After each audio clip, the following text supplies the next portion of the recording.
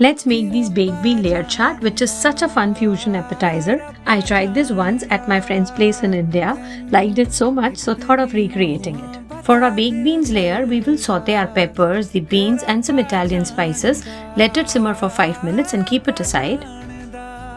For our aloo masala layer, we will saute ginger and green chili paste, some corn, potatoes, simple Indian masalas and cilantro, and your aloo layer is ready.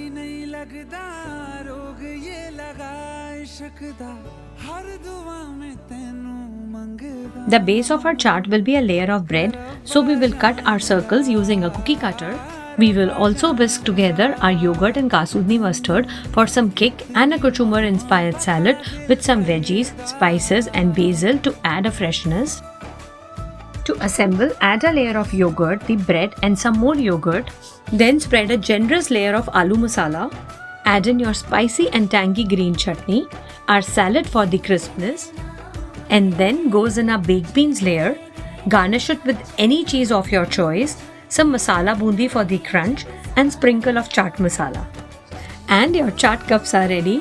Head over to my blog for more detailed recipe and enjoy.